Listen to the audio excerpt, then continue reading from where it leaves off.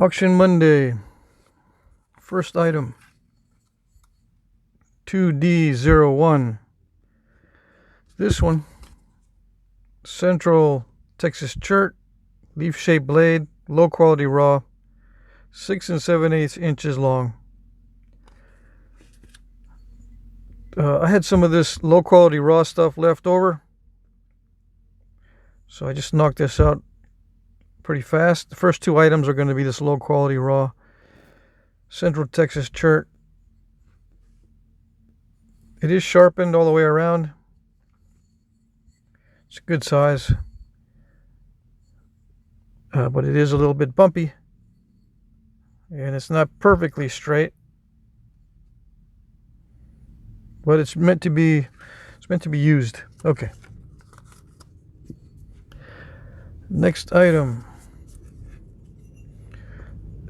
2D01. No, 2D02. Central Texas Chert, low quality raw, leaf shaped blade, 6 11/16 inches long. Same material as the one before, 2D01. Low quality raw Central Texas type stuff, sharpened all the way around. It's a good size fighting knife or spear point, I guess. A little bit thicker than I normally make it, but I didn't want to mess with it. It had a lot of issues as far as concrete. Some down here especially. Okay.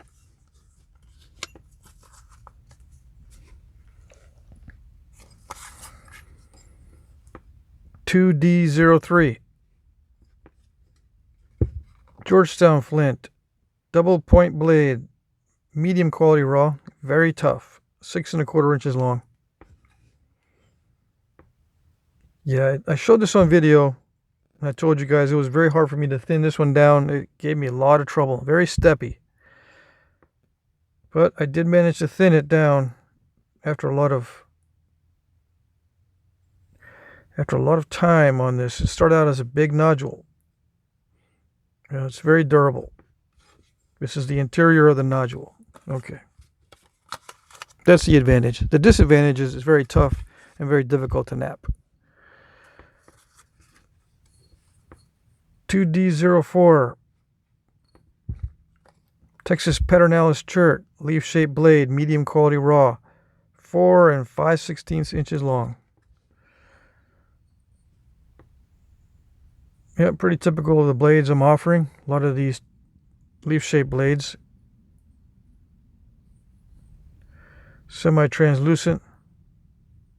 Medium quality raw because it had spots in it that were not very cooperative, and I don't know why. Most of it was pretty good, but there were some areas where it just wouldn't cooperate, and I had to really dig in, and I had to leave a little bit in there as far as thickness, just so I could move on. But I got rid of most of the step fractures. Okay.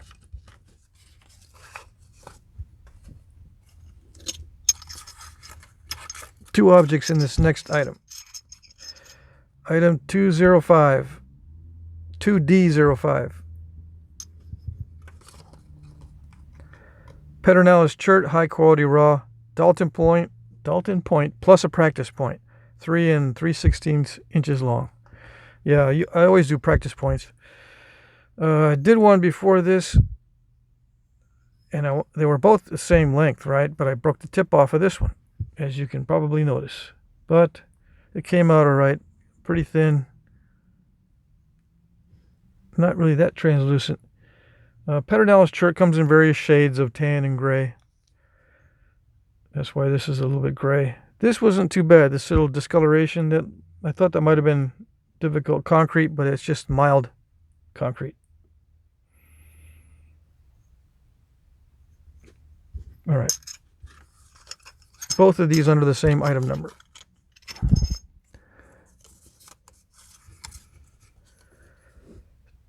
$2D06. Texas Pedernales chert, leaf-shaped blade, high quality raw, 3.5 inches long. Yeah, it is high quality, but it's a little bit dry. And it's a little bit steppy. Still high quality because I can run long flakes on it. That's what I consider high quality. Something you can run long flakes on fairly easily. But it's borderline. I didn't want to put it in a medium quality because it did nap fairly well. Especially this darker area. Very easy to nap there.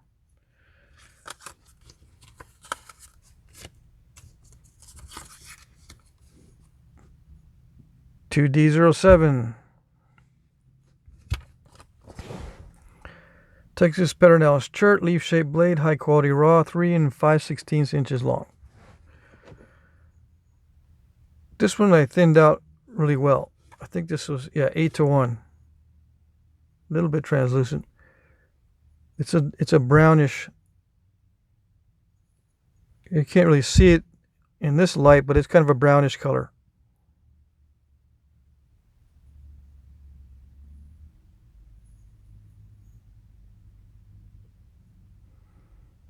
And high quality raw, yeah.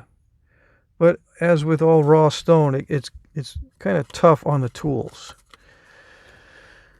All right. So, I mean, if you want to notch it, that's fine. But just be aware it's going to dig into your tools. All right. 2D08. Texas Pedernales chert, medium quality raw, leaf-shaped blade, 3 1/4 inches long. Yeah, pretty typical. Medium quality because this one is a little bit tougher than usual. It's a good hunting point size. Yeah, 370 grains. If you notch it and stuff, maybe straighten out the base, it loses maybe 50 grains. Depending on how much you want to notch it or reduce it down or put serrations or whatever. Okay. $2D09. Texas Pedernales chert, high quality raw, leaf-shaped blade, 2 15/16 inches long.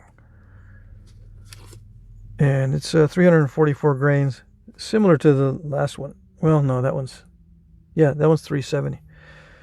Anyway, all this Pedernales chert is a little bit translucent around the edges. This one here, it's high quality, right? But it's a little bit lumpy. I think I had to just be very aggressive with this particular piece. Yeah.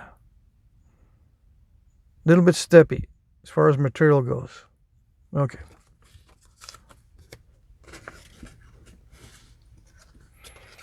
Come on.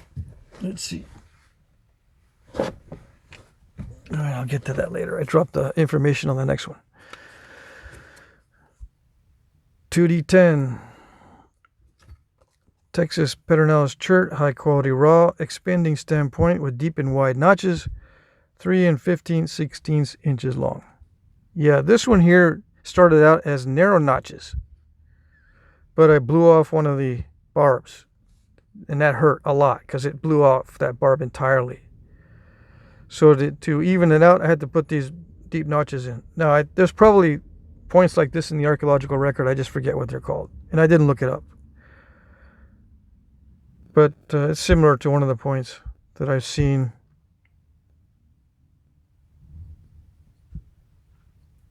And if it isn't, just consider it an art piece. Sharpened. All these blades and everything sharpened all the way around. Nothing is ground in the base or stem other than the Dalton point. Okay. All right, where's the number?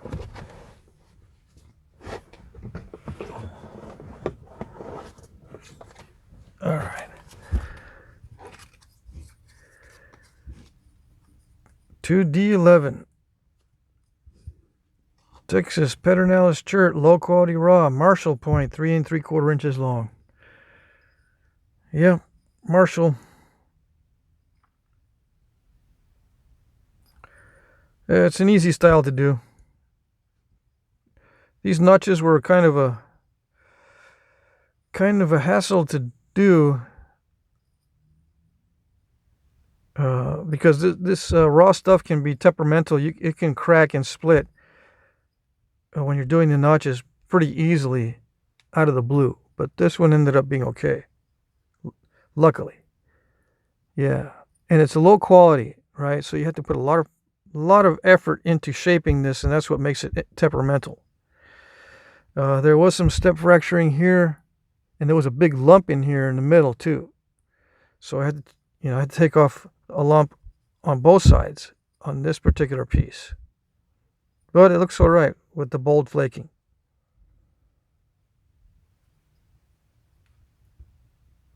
All right. Next item is a box. Okay, this one is item 2D12, box of broken bifaces. Raw Paternalis chert, raw Paternalis, heat-treated Tecovas, raw Paternalis snapped in half. But you can get 2 points if you're up to it. Oh, come on.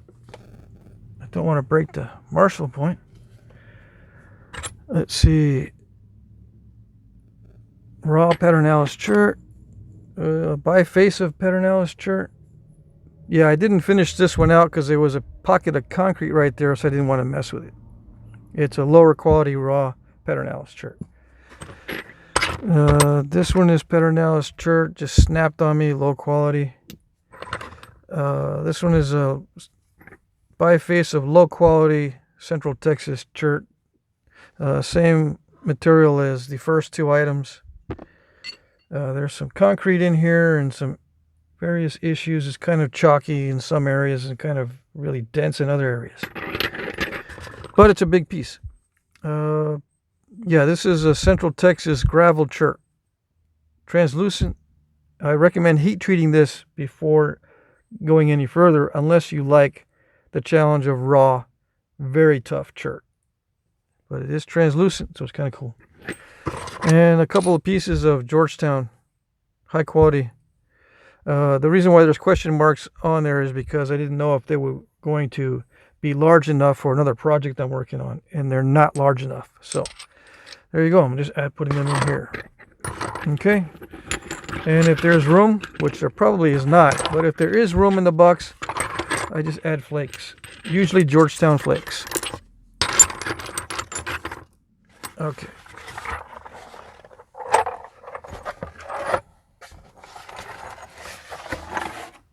Next item, another box. This one is just a box of flakes and spalls.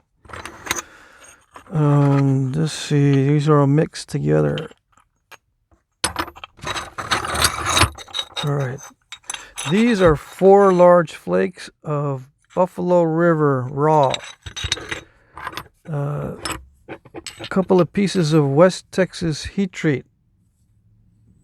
Darker in color, which means it's higher quality stuff on the higher quality end. 3 spalls or flakes, large flakes of Paternalis chert, high quality. And 3 large flakes of fine grained basalt. Okay. Now I think it fills up this box completely. In fact, I think I'm going to have a hard time getting them all stuffed in here. But if there is any room, I'll put a few more flakes in there. Okay, that's it. 13 items. I'll read the rules quickly or go over the rules quickly. This is not a live auction. Auctions will begin at 12 noon on Mondays Eastern Time and end at 9 p.m. Eastern Time, 8 Central, 7 Mountain, 6 Pacific. It ends at 9 p.m. Eastern. Okay? 8 Central, 7 Mountain, 6 Pacific. Try not to bid at the last minute. I'll be using YouTube's time tracker to be fair to everybody, but it's not always accurate. So just be aware. You bid in the comment section. I will pre-populate the comment section with the item numbers and a timestamp where the item appears in the video. Please bid under the appropriate comment. I will monitor the comments periodically, but the best way to ask questions and resolve issues is to send me an email. In fact, it's best to send me an email if you've never bid before. Okay, just say, I'm bidding in the auction. Here's my email. Here's who I am. Here's my YouTube name, blah, blah, blah. I will like a bid when I see it.